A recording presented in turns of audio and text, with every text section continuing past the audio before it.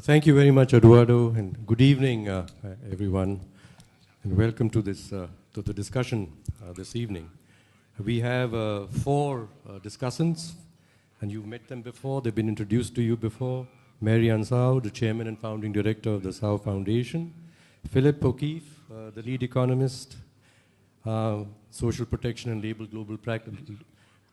global labor practice at the World Bank. Third, Jomo, Kwame Sundaram, the chair of the International Studies at the Institute of Strategic and International Studies in Malaysia. And to my immediate left is Donghyun Park, a principal economist, Asian Development Bank. You have heard them this morning, and we've heard others also. The opening keynote by Professor Takemi, in which he described the policy goal of the Asia Health and Human Being Well-Being Initiative, and I've got it here, and you would have it too, is enable the elderly to live their own lives based on their own health.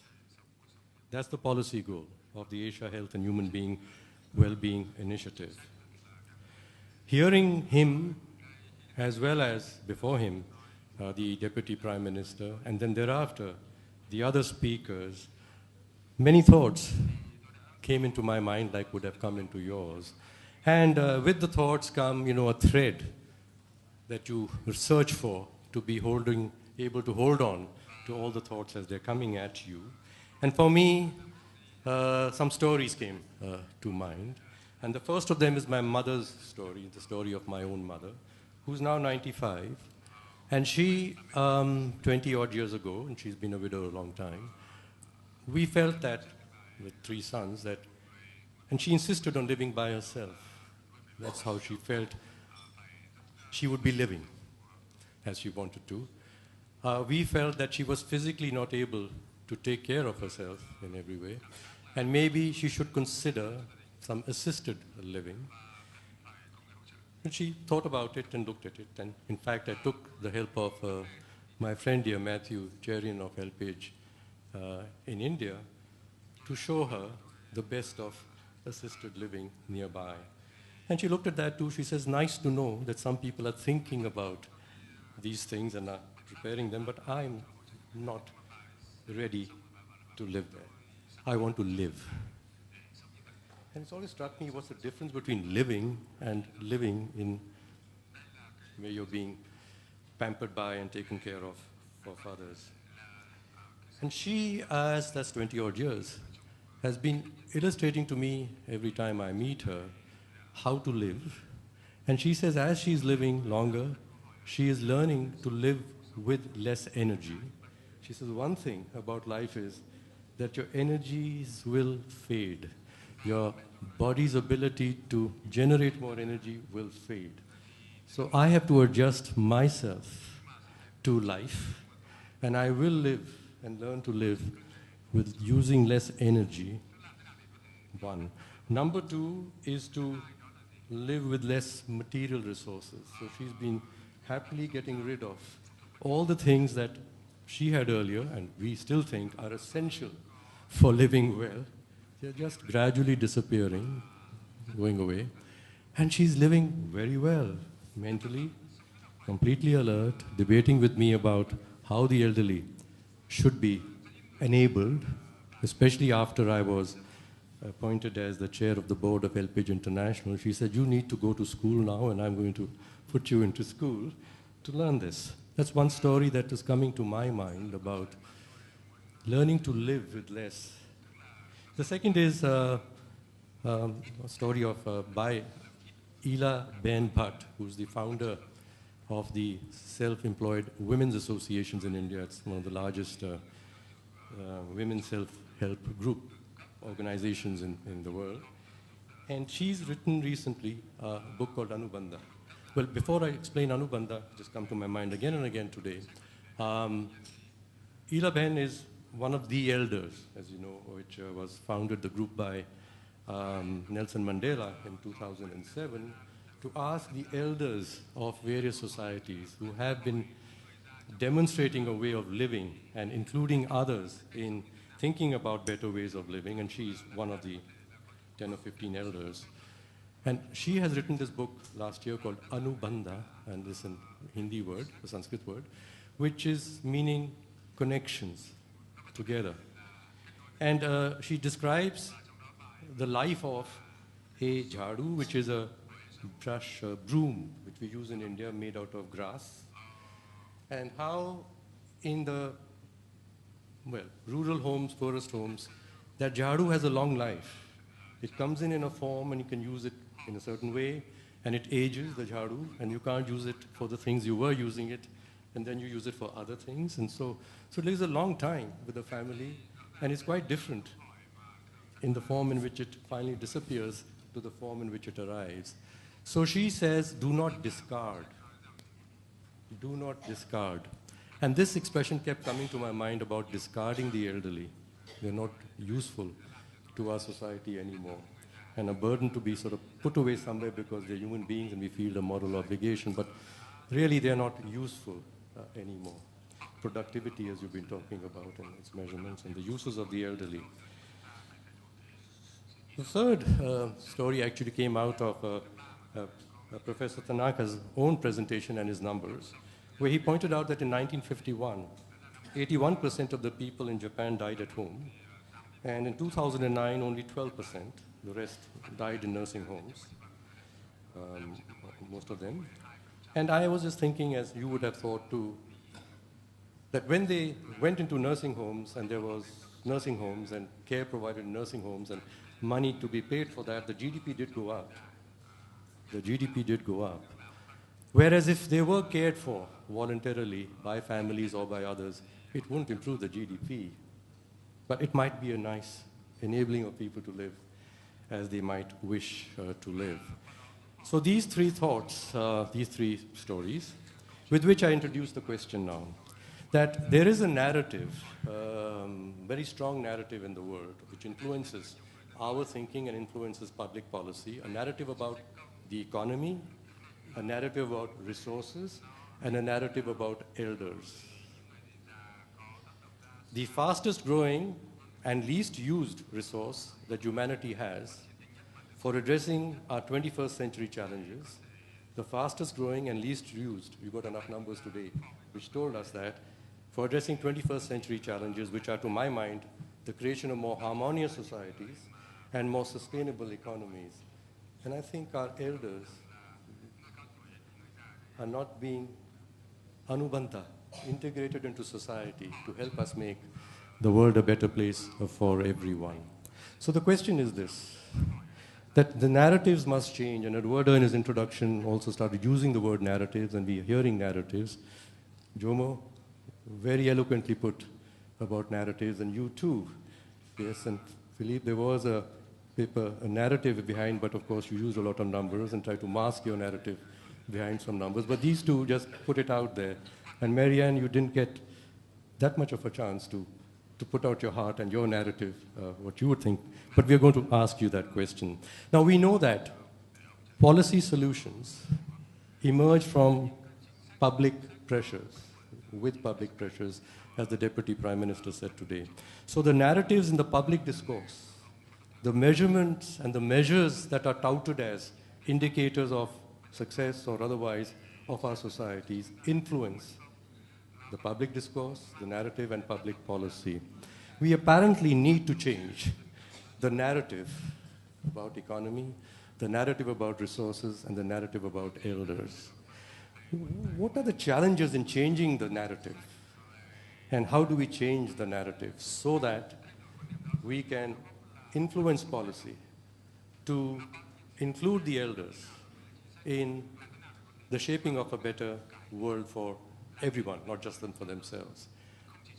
Economy, resources, and the elders, the narrative about them. What are the challenges in changing it, and how do we change it? And I'm going to request for eminent persons here to, in a few minutes each, your thoughts on the challenges in changing the narrative and how do we change it. Marianne, I'm going to start with you.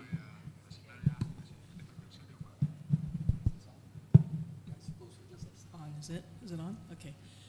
Well, I think it's interesting because our three previous speakers all looking at sort of the state of aging on society at 30,000 feet. minimum. And from my background, I'm not an economist. I'm on the ground at 0 foot because we are actually on the ground serving people's needs. And I think the key is how to connect the needs of people, the older people, the families, in society with that 30,000 feet. Because my question is always, what is the role of government? Who are they actually serving? Just certain citizens, all citizens? And I think we've already heard about inclusiveness, because it's actually bad for growth when some group of people are excluded. I mean, other than my role as a foundation chair, actually I come from a business family. We know that a stable, wealthier country is good for business. We all know that. So therefore, we cannot exclude a group of people, old or young, whoever they are, because they are, different. Somehow we see them being poor or being expensive. So I think that, and I think a more practical way is just all of us, right? Aging is not something that some of us get to do and some of us don't get to do. All of us get to grow old. And so therefore, what kind of future are we envisioning for ourselves? And how to balance a 30-foot view versus the day-to-day of all of us who are living. And I really take to heart what you said about what's the difference between living and just to be alive. And sometimes we talk about older people as if, they just have to be safe, have a house, a roof over their head, and all that sort of thing, and stay out of trouble. But in fact, I like to think, and I, over the years, studied and watched our older people. We are just not that different when we grow old. We may be more tired, we may have some aches and pains, but we still want to lead a rich life.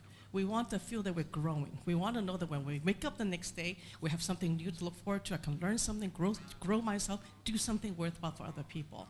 And you're absolutely right. When people grow older, they don't need more things. They actually, the studies show that when you grow older, they're actually happier because they don't sweat the small stuff. They want to be able to lead a meaningful life, and they want to contribute. And I think that plenty of studies show that when you have a social pension, even though a small amount, which is quite affordable for the country, they don't just hog it for themselves. They do something to benefit the next generations. They take that money and spend it on food for the grandchildren, school books. They will start some small business so they can put more benefits for the family. They actually help to lift poor families out of poverty by what they do for their generations below them. So we know that. I don't know what a problem is, actually. We all know that. So I think that I just want to see is balance it, right? From the 50,000 feet view and the ground view. Why are we, in the end of the day, what is the role of government? What is the role of society? Why are we here? And actually, longevity is a good thing. For years, where everyone looked for immortality, live a long life, and suddenly we live a long life as a problem. And I think, of course, there are issues. I'm not saying that. But aging, as we know it moving forward, is different today and tomorrow as it happened in the past. From a biological point of view, we know that we actually biologically aging slower and later, and people are healthier. I mean, you look at people around us, people have reasonable health care, education, all that, are actually aging healthier. We just need to make sure that resources that all of our people can get there, and not just some of the people who have more resources can get there. So I'm not sure to answer your question, but I just feel that you we have, need to you connect, have. At least for me, you're saying is, just talk about the real thing, and don't just get lost in the numbers. Yeah, just talk about the real thing, the people themselves. That we care about, it's the elders. And Philip, you are a great economist, and I've taken 3 pages of notes, and I'm going to request you for your slides also, because you took a very complex subject and found the numbers to explain what's actually going on. We have many questions about whether the main measures, numbers that economists are using today are really reflecting the health of societies. The GDP reflects the health of a society. It doesn't, I believe. But we are all pursuing, like my country, we are so proud that our GDP has gone ahead of China's. But as you pointed out, there's so many other things about our country which were way behind China's. And why don't we talk about those things? And those matter, perhaps. Yeah, GDP does help to grow those things. But our GDP has been growing in my country pretty fast, but we haven't been converting it as well as many other countries have towards education, towards better health, and so. So it's the attention that's given to different things. And there, yes, what the economists tell the politicians is important. Politicians, not being economists, will take advantage of that and use it too. What would you think needs to change in the economic discourse, the discourse about economies, for more attention to be paid for the things that you are asking us to pay? That's a good question. Thank you. First thing I would say, which partly goes back to your narrative point, and I think, Marianne, you made that point earlier in the day, is we should always start with discussing things of ageing as a success story, first of all. Ageing is better than the alternative, if you put it that way. So I think that's always important to emphasise. It's a success story of development, of human flourishing, however you want to put it. So that's one thing I would put first. Second thing, I think a lot of the metrics that economists use and that then spill over into political discourse, budget discussions, etc., we see again and again when we do look at numbers that they're wrong. I mean, this term dependency ratio, for example. I mean, firstly, the term itself is has a lot of baggage. You're kind of something clingy onto my leg and I want to shake you off or whatever. But secondly, it's just plain old wrong. These very mechanical things that we use for simplicity to compare countries, 15 to 64 and things like that, are clearly just not right empirically. So that's one thing on the just pure descriptives of economics. Second, ageing is very much like gender, a product of economics not valuing non-market activity. And that can be a very kind of quasi-market thing, like aged parents caring for the grandchildren so that their children can work more and earn more and have a better life. And then it's these richer things like you were describing with your mother, of wisdom and social traditions, culture, and the preservation of those kind of things. So I think that's very important. Some other things on the narrative, I think, is that ageing often gets discussed as an issue of elderly people only. And I think one thing that's very clear when you look at the policies across the board is addressing ageing for a society, which is a welcome problem, or a welcome issue, let's say, not even a welcome problem, is about people at all ages. It's about before they're born with fertility decisions. It's about raising children and whether women can work and have childcare and balance, and families can balance work and family life. It's about education, all kinds of things. So I think that's one, that it's a shared issue, not just an issue of elderly people or old versus young. Second thing is that we often, and I mean it's in all areas of policy, we often say, well, it's government's problem. The budget is government's problem, or this is government's problem. They should sort it out. They should have better policies or not do something. And clearly ageing, more than most areas of policy, is about behavioural change of households, of individuals, of firms, employers, as much or more as it's about policy. And so I think, again, that's something we need to... Many areas of public policy, we tend to blame government or put too many expectations on government, and I think this is maybe one of them. And then the final thing I would say is, from an economist's point of view, we often, as a knee-jerk reaction, assume everything is a trade-off. We do something for one group, and therefore it has to be to the detriment of another group. And I think ageing is one of those areas where that's certainly not the case. We look at female labour force participation and fertility. If we look at OECD countries, women are able to combine higher participation in the labour force with sustaining certain fertility levels because of supportive policies, broader attitude change in society, things like that. And similarly with older workers working longer, it's often put in terms of there will be no jobs for young people. We know empirically that's not the case. It's been proven or disproven in country after country, including in this region, in countries like China. So that would be one thing I think too. We automatically assume in economic policy that everything's a trade-off. And I think ageing is an area where there will be trade-offs, but where there are a lot of areas where the interests of different groups, either age cohorts or genders or whatever, are actually synergistic and can create a better approach for all groups and for the whole society. Well, thank you very much, Philippa. The theme of the conference is the economic implications of aging, and as you just said, there are some behavioral issues here also, social behavioral issues too. And you mentioned Margaret Thatcher saying there's no such thing as society, right? Okay. But you're saying actually it's all about society. And Margaret Thatcher is associated very much with the narrative of globalization and private sector and no governments, and along with Reagan and others, which has been around now for very strong for the last 20, 30 years. I could hear you, Jomo, I'm talking of narratives, you, Jomo, pointing out to us that that is a flawed narrative, that the real story of real people is getting actually destroyed by too much attention to, in policy, this narrative that I think Margaret Thatcher started. So back to society and to you, you were very passionate. How do we change the narrative to bring back people, bring back society into the narrative of economics? Well, I'm not sure we need to try very hard to change the narrative, because, in that regard at least, because I don't think anybody believed Margaret Thatcher.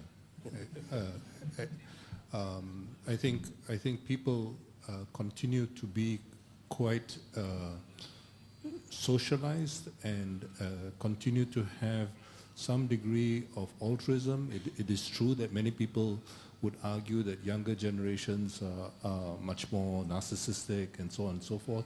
But I'm not so sure that's the case. I think if you look even at the more ugly side of what is happening in many societies today, it is often done socially.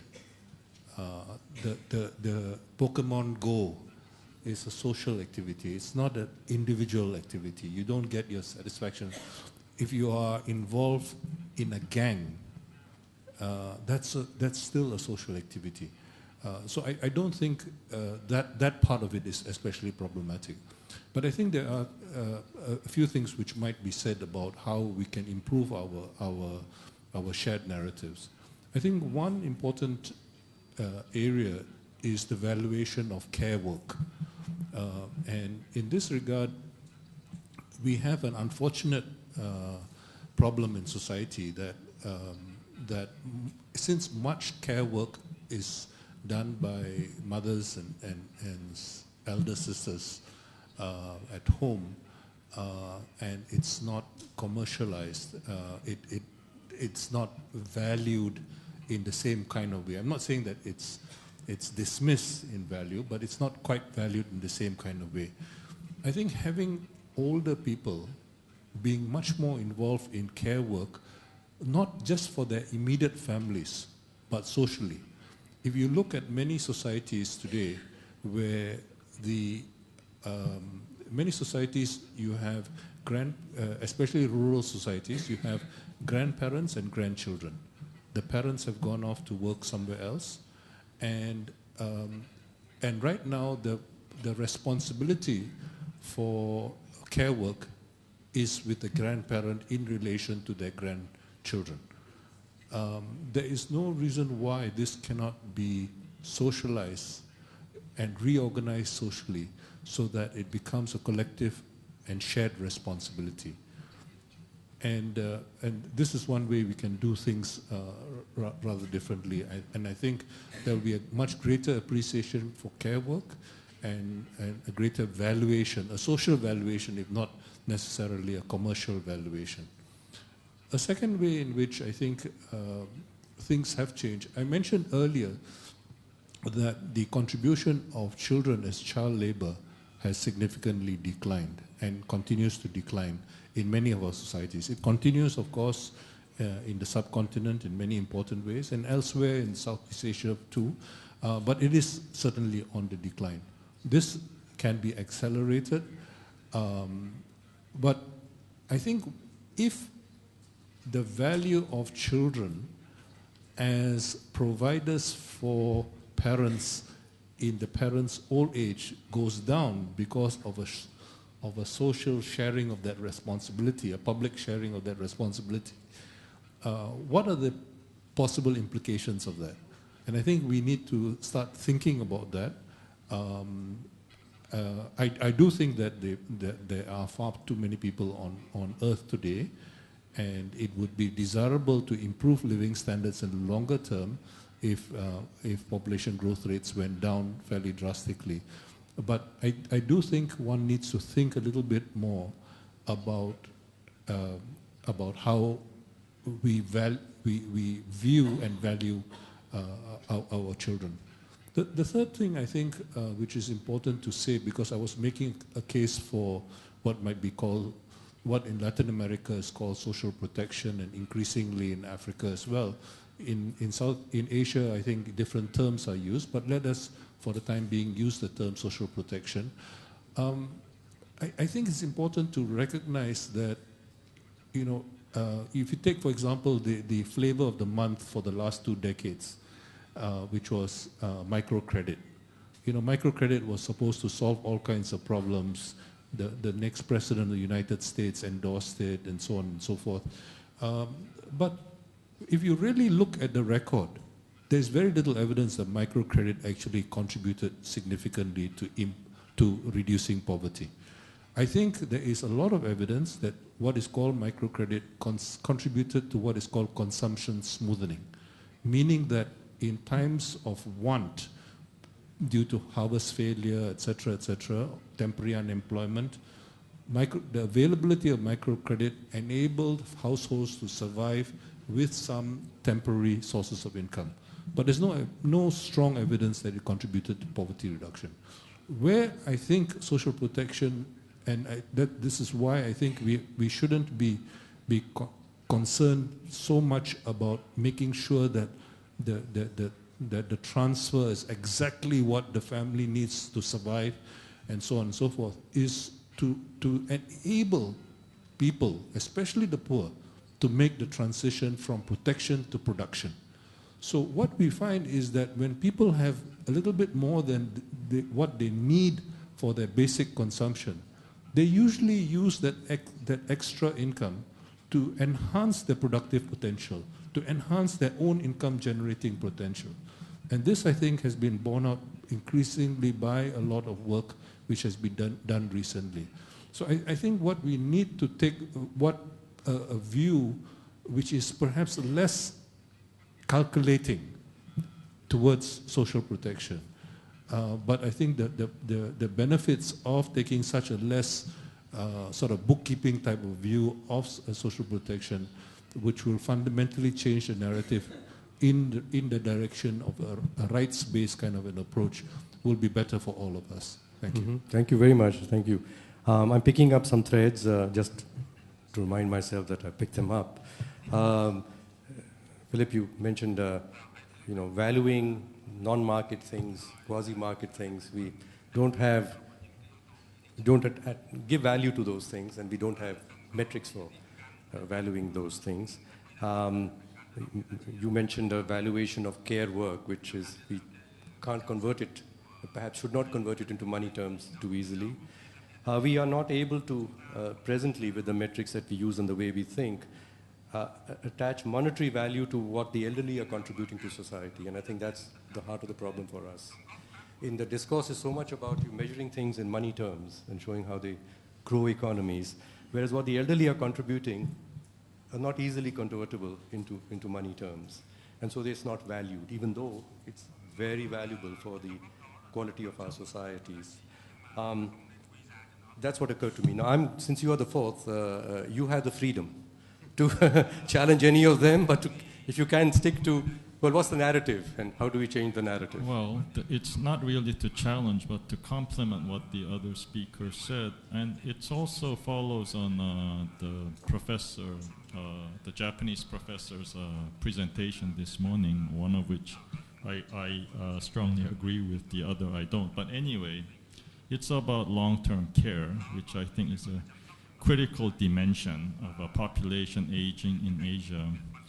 And I think that the graph that he showed was absolutely very informative. The difference between living until 90 years old, but living 78 years of those 90 years healthy. In other words, you live healthy for 78 years, you live unhealthy for 12 additional years. And I think this quality of life at very old age, there's no simple answer, but I can tell you from personal experience that caring for the very old is, I think anybody who has a very old father or mother knows this only too well. It's very labor intensive. Yes, you can hire a professional carer. Even so, you need a family member there, basically, a lot of the time. I think everybody who's been through this experience knows this. So I mean, just to give you a personal take on this, in my case, because I mean, I've lived and worked, I've taught in Singapore for 12 years before joining ADB 9 years ago, so in Manila. So I was out of my country, Korea, for a long, long time. So that left the job of caring for my very old mother, who was sick, very sick the last 10 years or so of her life, to my younger brother. And by the way, for that I will be eternally always grateful. And that, I mean, you cannot even measure in money. You talked about measuring things in money. That cannot be measured in money. But that, and I can't think of any immediate solution except to somehow leverage or capitalize on Asia's demographic diversity. This was also touched upon earlier by the Japanese professor parliamentarian, and I think he gave the example of a relatively young country or carers from relatively young country, such as the Philippines, right, would be a classical example, coming to Japan and providing much needed labor or workers for this labor-intensive activity or work of taking care of the elderly. And I think, of course, it's a sensitive issue because it touches upon immigration, and we know that, I mean, forget Japan or Korea, these are homogeneous countries that have been closed for a long, long time to immigration, although Korea has opened up quite a lot recently out of necessity because young people don't want to do a blue-collar type of work, so you have all these migrants from lower-income countries. But anyway, to get back to the main point here, is that, I mean, let alone countries like homogeneous, traditionally close to immigration countries like Japan and Korea, even the US, right? Immigration is a very sensitive issue. This Donald Trump guy, I mean, he's making a huge political capital out of this, threatening to build a wall to keep out Mexicans, banning Muslims, and all this nonsense. But anyway, so I fully understand that it's a very politically very sensitive issue, but I think beyond this kind of taking advantage of the demographic diversity that we still have within the region, and for richer, older countries, it basically means allowing more immigration. I mean, not to train them and send them back to Philippines or whatever the case he made, but to allow more immigration so that you have a larger pool of people who can provide long-term care. I think beyond that, I don't see any other type of solution. Mm-hmm. You know, I'm going to now shift to another question, which is linked, derived out of what you just said, to my first one. We do want to influence, certainly, the government and the policy discourse, because there's a lot of money and power in that system, and we want that discourse to change and policies to change to pay much better attention and good attention to the cause of the elderly, We know that we who are at this moment devoted more to the cause of the elderly than at this moment for the cause of the children or the women or the youth and so on, that we're in competition with others who are demanding attention to their cause, as the Deputy Prime Minister said this morning. So there are many groups who are pleading for their cause, and all their causes are good causes, by the way. They're all good. And the others are at the moment larger, more popular than is the cause that we are representing. So we want to get our space in that system to do that. So saying one, we are in competition with other civil society organizations. Within the government, there are many ministries that represent causes. And the ones that are looking after youth and employment are large. The one nowadays looking after women are, thank goodness, becoming large. And we want to squeeze in attention to our cause. In government situations where their attention spans, naturally, everybody's is limited. Budgetary spaces are limited. So what would be a better strategy for us? To start competing with the other causes? Or to get all the causes to realize that we are the central cause? The elderly are the ultimate, where you are going to get all of you. So, you know, to Marianne, as you said, what kind of future do we envisage? And I like the way you said for ourselves. You know, we used to say, still say that, what kind of world are you going to leave for your grandchildren? But considering how long our children are going to live, the children better get engaged with what sort of world are they creating for themselves. If they're not helping to create institutions in which then they get older, they are not going to live good lives. So to get the children to fight for our cause, to get the women to fight for our cause, if fighting is required, we don't fight them. Let us all fight the same cause, and we are, I think, representing the Anubandha, where everything comes together in society. What would be a better strategy? And I know many of us say that we must plead with the government to have a separate budget for the elderly. Several say that unless the government has a separate department for the elderly, we can't get enough solutions, good solutions for the elderly. And I begin to think that maybe that would be a bad strategy. Marianne? Yes, I think that we can, as Pippa said, you can't say one or the other. I don't think it's like black and white like that. And people's lives, families, communities are very intertwined. And I think it does help, however, that we don't think in silos. I know that my experience in Singapore, things got better when there's an interministerial level committee. So all the ministries are still there, but they have a much higher bird's eye view of the total picture. And of course, this is when I think when countries can learn from each other. I don't think Singapore really started to move until about 3 to 4 years ago when the health system was in total crisis, because they did not invest in the healthcare system in a total way. They invested in acute care hospitals, and there were no other alternatives. So everybody got sick. You have high blood pressure, walked around with high blood pressure to have a stroke. Then you end up in a hospital. Then they have to go to a nursing home. Then you can't build a nursing home fast enough. So at some point you have to pull back and say, what, really have to look at what's going on. And of course a lot of political issues and all that. So I think that the key is that hopefully other people don't have to get to that point before we change.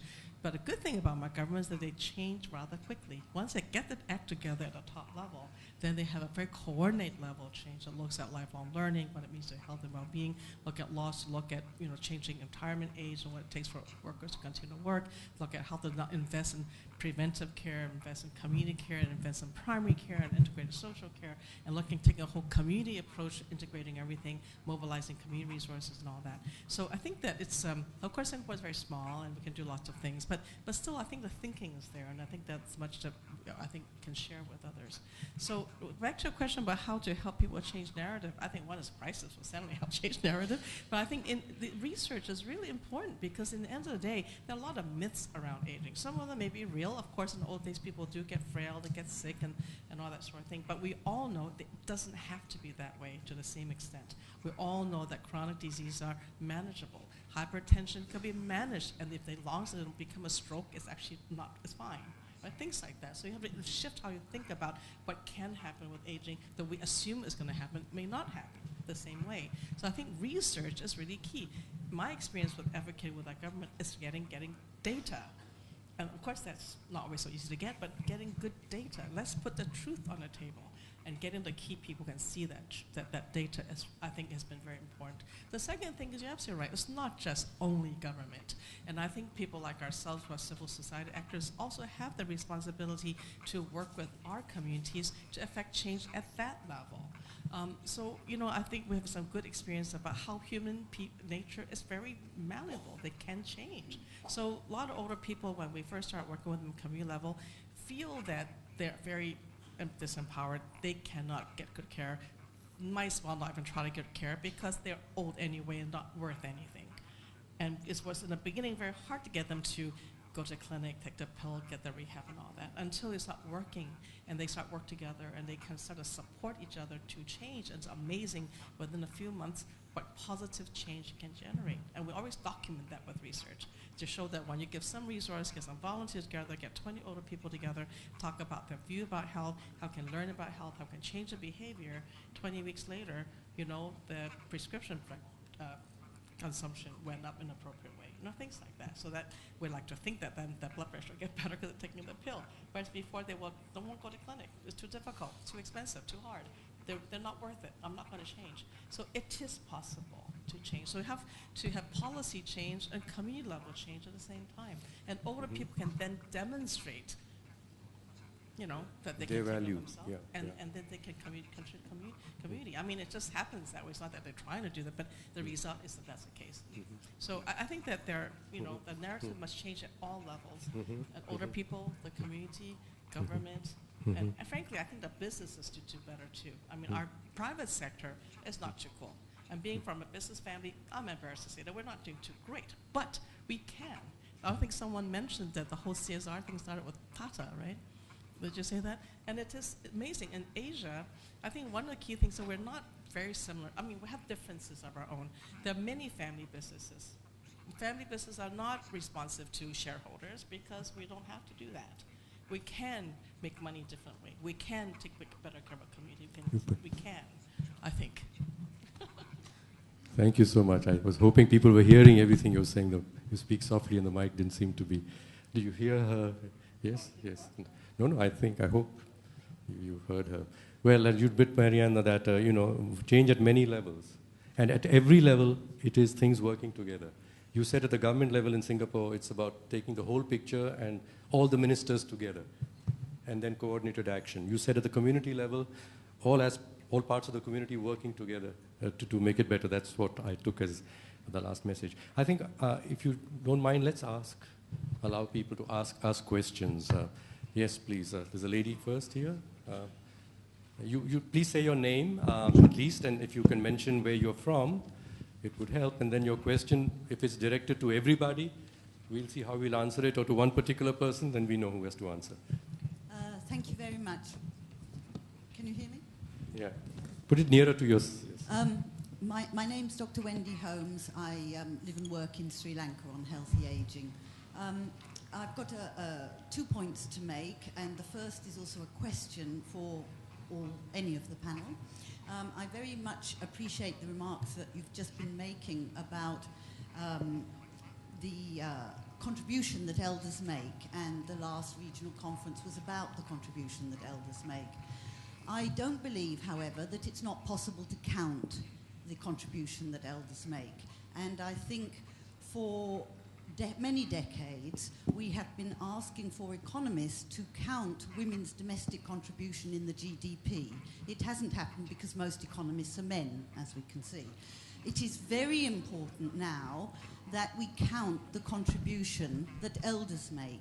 And it's absolutely true, there are many things they do that we can't count. But we can look at how much it would cost to have a housekeeper to do the shopping, the cooking and cleaning, how much it would cost for the childcare. We can cost and quantify those things, and we must, because the argument that older people enable female participation in the workforce, and finance ministers in all these countries are very interested in female participation in the workforce. We need to be able to make the case using numbers in the GDP that it is worth investing in the health and well-being of older people because of the economic contribution that they make to economic growth of countries. So that's a question really about the importance of that. And the other point I want to briefly make, because I think it's very important and it doesn't come out very much, is that in the data that you presented about ageing in the region, it is very notable that Vietnam and Sri Lanka, while still low-income countries previously, began to age very rapidly. Why? Because they were so successful in achieving reduced fertility rates, reduced maternal mortality rates, and reduced child mortality rates as more than adult life expectancy. Now, the way that they achieved that, those methods are the same methods we should be using to address aging. There is a real link there, and it is no coincidence that Vietnam is the Socialist Republic of Vietnam and Sri Lanka is a democratic socialist republic of Sri Lanka. And they both achieved what they achieved by public spending on health and on education. That is why they are rapidly aging countries now. And the same emphasis on public spending should be there and shouldn't be ignored. Thank you. Thank you. Two things. One, Philip, maybe, are we making any progress in economics to start including metrics and measures of contribution of the elderly?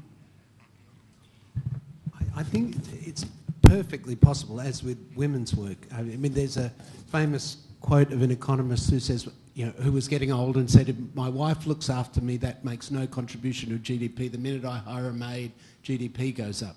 That's ridiculous, really, isn't it? In China at the moment, for example, and these HRS surveys, health, retirement, living surveys, are very good instruments for it. which are spreading throughout the region, and you've got it in India now, SAGE surveys and other whole host of different surveys. It's perfectly, I mean, we have numbers now for China, for example, and increasingly for other countries, on what people of different ages contribute in caring for their grandchildren and contributing for their more elderly parents. So it's very easy to put some kind of shadow wage on that and work it out. I mean, it's not, from an economics point of view, it's a very straightforward calculation. Getting those kind of micro measures into national accounts is another kind of leap, and I think that's a harder leap. But things like the national transfer accounts, things at a more macro level, I think are a step forward in that direction, trying to incorporate intergenerational dimensions into national accounts. So from a technical point of view, as with measuring women's work, now there are certain dimensions, you know, the wisdom, these more intangible things, clearly they're much, much more difficult to measure, but there are certain very clear work type of activities that you know, it's not hard. Park, you were nodding. Would you want to say something about that? Just a minor point on a personal note. It's not just women doing housework, right? As I said earlier, my brother taking care of my mother, that to me is invaluable. And as I said, I'll be eternally grateful to him. That's not counted. But at some level, that not being counted is understandable because it's actually a labor of love. But I do agree with your broader concerns. Thank you. Your observation about socialism, I'm going to leave it and we'll bring it back. We can open up a very good discussion, and we should. Yes. Prakash Tyagi from Gravis, India. I have a comment and a question, and my comment is my concern on the discussion of dependence. I heard in your presentation, Philip, about older people's dependence on families, societies, communities. But I often wonder, and this is actually linked to Wendy's comment as well about contributions, but communities' dependence on older people beyond morality lessons, beyond the humanitarian angles, beyond spirituality, beyond care of children or of parents, but about the economic factors in rural economies in Asia, when there is agriculture, animal husbandry. And the question that needs to be asked is whether these rural economies are prepared to survive and sustain without the roles of these older people. And in my view, the answer is that they are going to be very important. So these economic contributions of older people need to be looked with more economic angles rather than humanitarian angles. And the question arises from the wonderful presentations that all of you made before the break. I think it's relatively well known that the Asian economies have been doing quite well consistently in comparison to other developing regions for a number of years. But what is striking is this level of inequality which is increasing in the Asian region, as you mentioned, Dr. Park, in comparison to other regions with similar or maybe even lesser economic growth. So the question is whether social protection interventions are making this difference, and if that is the solution, then what should be the key priorities for the region of Asia? Thank you. Okay, let me take the second question, because it's kind of a question. I think I absolutely agree with Dr. Jomo that even relatively poorer countries, right, like the Malawis and Ethiopias of this world, they can afford social protection. So it's a myth that social protection is only for Norway. Now, having said that, because I think growth, right, growth is absolutely critical if we are to address these problems of the elderly and all these other fiscal demands that are arising. That as the lady up front just mentioned, that Asian countries invest a lot in education and healthcare in particular because, look, I mean, this is not to say we need to, any humane, decent society, decent, dignified society should provide some support for the most vulnerable members of society, for those who are left behind. Because look, in a market economy, there are always going to be people left behind, right? That make no mistake about it. And any decent, humane society should try to at least provide a minimum level of support for the most poor people and the most vulnerable people. Now, having said that, I think the general thrust of fiscal policy, right, in Asia should be to really catch two rabbits at once, to promote growth while at the same time promoting equity. And the best way to do that is through public investments in education and healthcare. I think that's a lesson that comes out quite clearly from the international experience. Mm-hmm. There's a table, the whole table wants to speak, and you can choose one of you at least to begin with, then we go the other side. On your table there were 4 of you, I think. Yeah.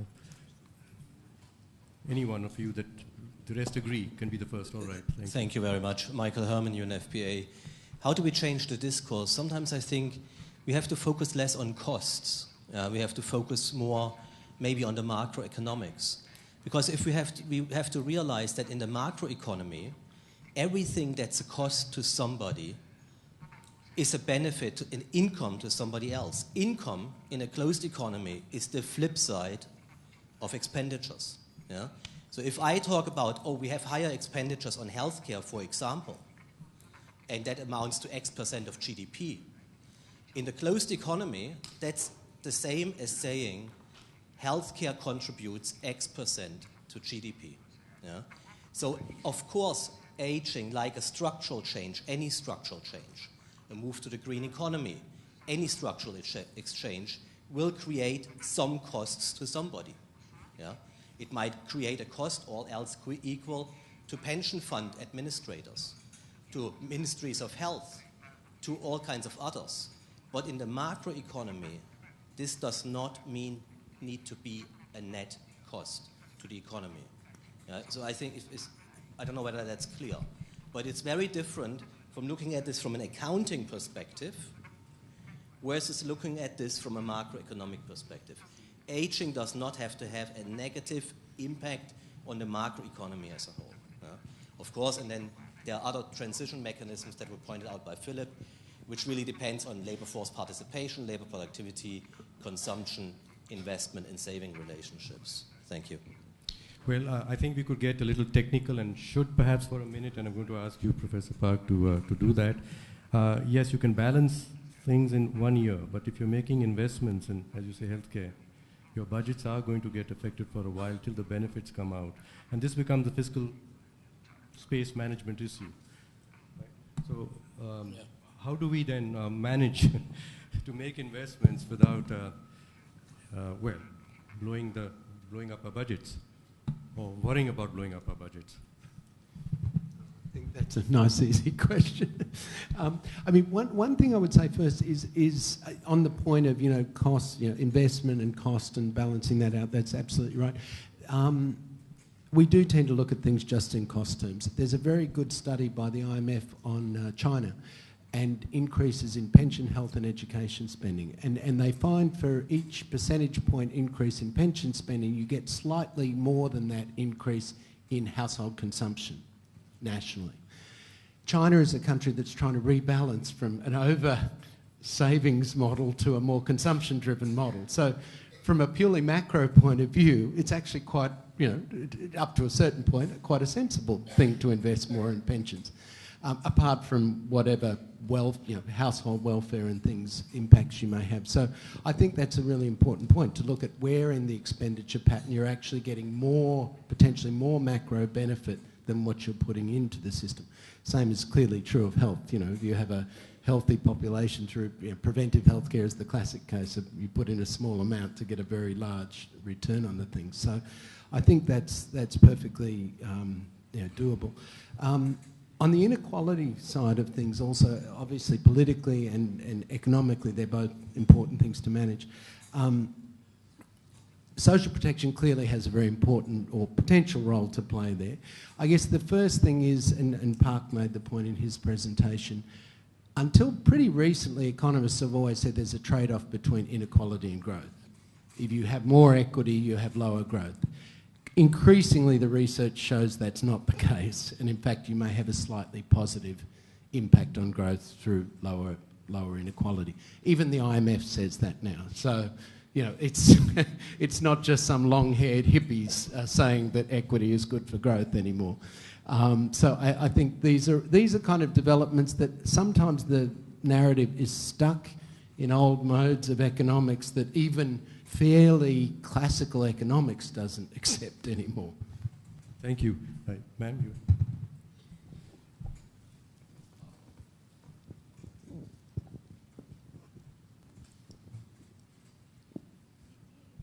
You're right here. I'm Shobha from India, and it's just a reflection. Dr. Maira said, do not discard. I would say, do not get discarded. And I think in many cases, a lot is in the hands of the so-called elderly people, not to get discarded, not to expect too much from their children, as the case is in India. There are too many expectations on both sides. Parents expect children to take care of them, and that is why perhaps they invested in bringing up their children. That was an investment, and they want to cash on it in their old age. And also, children later on expect parents, as grandparents, to take care of the grandchildren, which may not always be liked by the grandparents. They might like to do something else. So I think the people should have the right to choose what they do, as long as they are physically active and mentally active. And we need more women and more people like Dr. Maira's mother. I would like to share the example of my own mother. I lost her 2 years ago. She was at the age of 85, and she was an arthritis patient, preferred to live by herself, not with her son in Canada, because she said she did not want to live in a golden cage, and she wanted to live under the open sky. And she was teaching till 2 days before. She used to take private tuitions at home, teaching 17, 18-year-olds, boys and girls, who would share all their problems with her. She knew who had a girlfriend and who had what was the latest going on. The parents were not aware of that.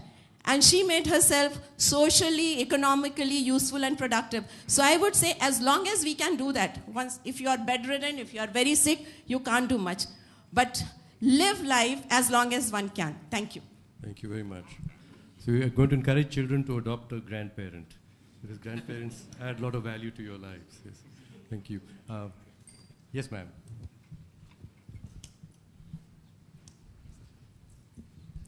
Thank you for giving me the floor. My name is Thelma Kay. I used to be the advisor to the government of Singapore on aging issues. I want to raise 2 points. One is that one of the important barriers to the participation of elder people in the workforce is really the whole issue of ageism. There's a lot of discrimination, a lot of prejudice. When they look at somebody of a certain age, I think the CV goes to the bottom of the pile. And even in my country, that Marianne spoke so fondly about and which I share, we are in the search for a new prime minister in a few years down the road.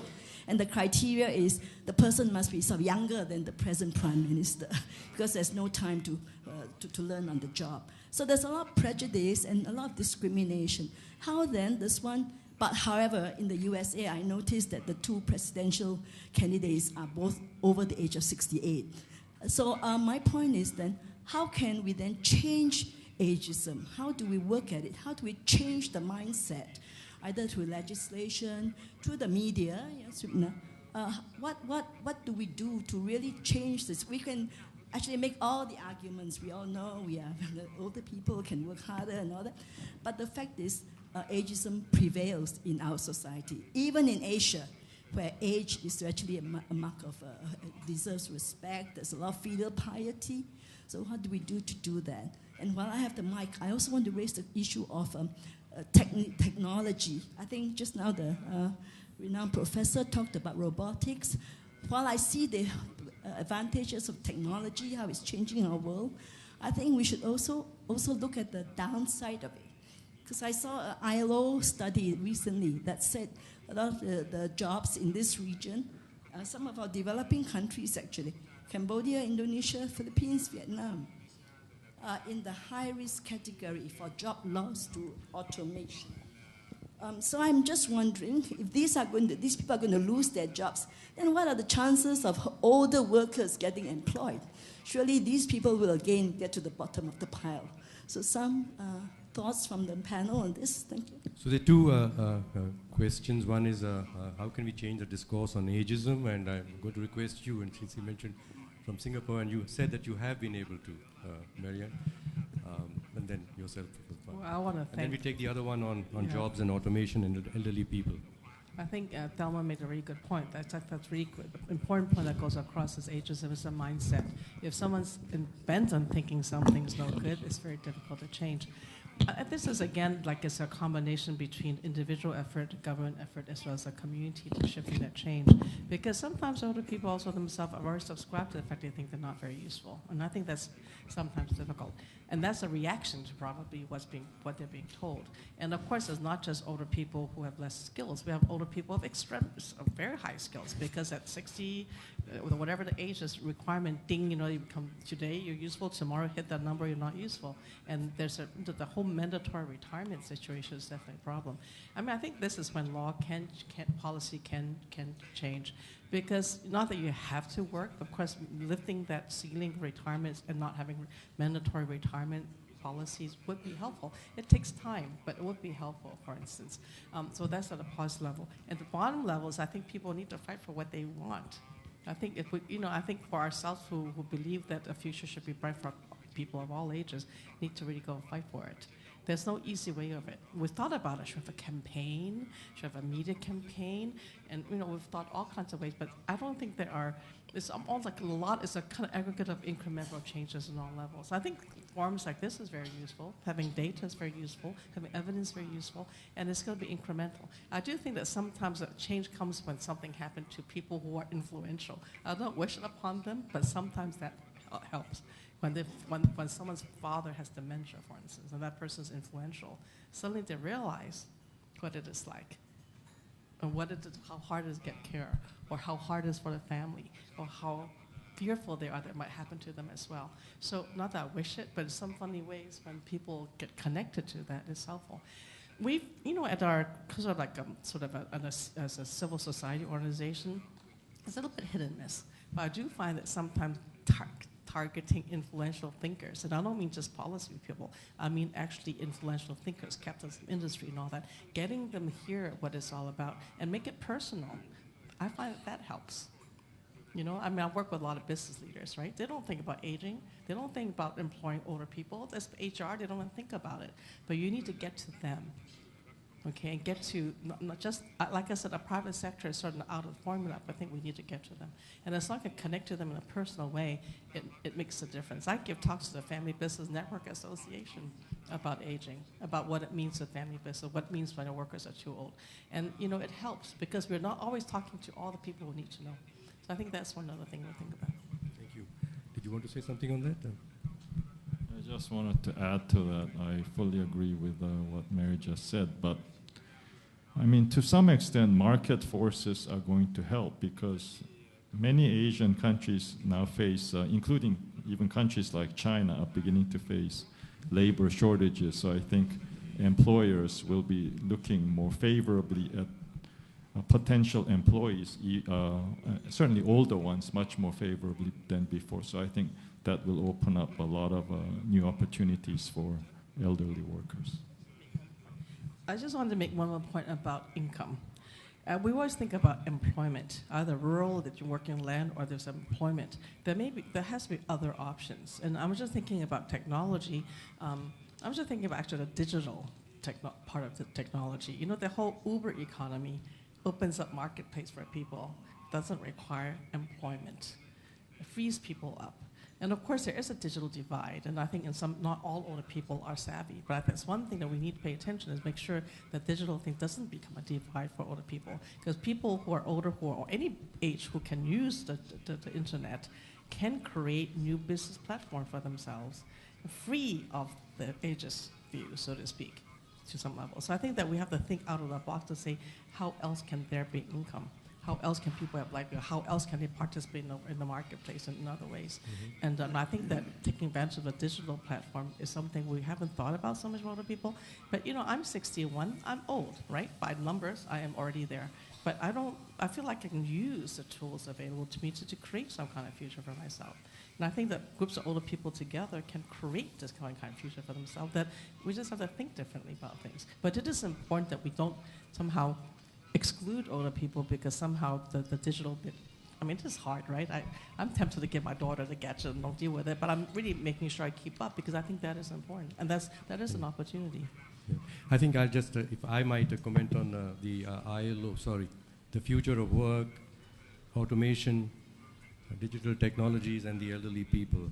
The issue about the future of work is a big one, and that's why the ILO, I think, has been doing a 2-year multidisciplinary study into what work is going to look like in the future.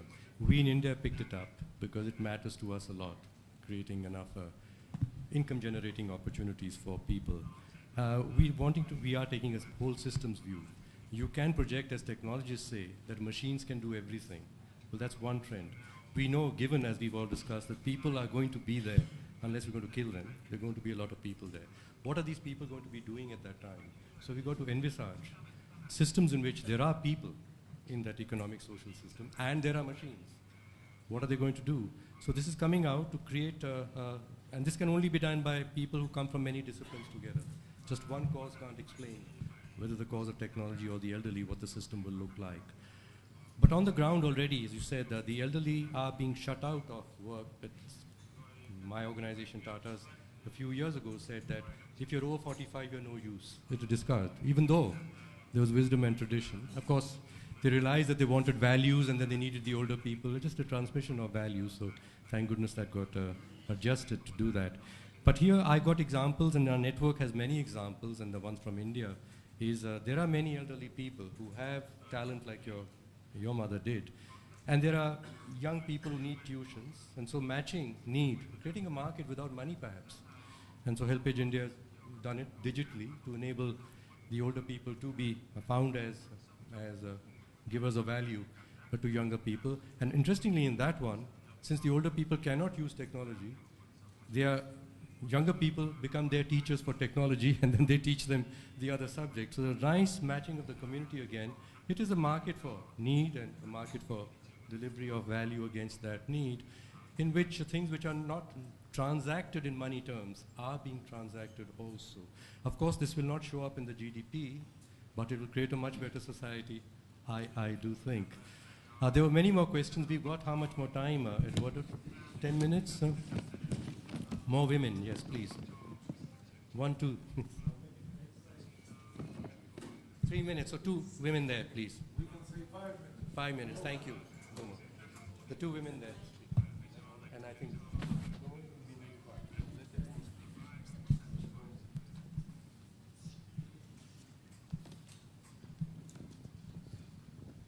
good afternoon. My name is Marivic Raquiza, and I teach in the University of the Philippines, and I'm also with Social Watch. The topic of the economic implications of aging lends us to rely on economists to basically tackle this problem. And I think that could be part of the problem. Because we know that in many of the countries that managed to reduce poverty in the last several decades, it wasn't economists who were managing these countries. Many of them were public administration people, many of them were lawyers, they were engineers, but they were not the economists that lord sway in many of our governments today.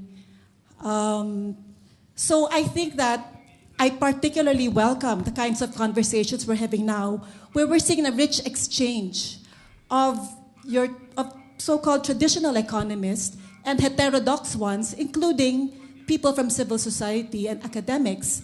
I think that this is one of the best ways to go in terms of discussing such an important problem such as aging, is to de-technocratize the discourse, no? And to get more people like others to join the conversation.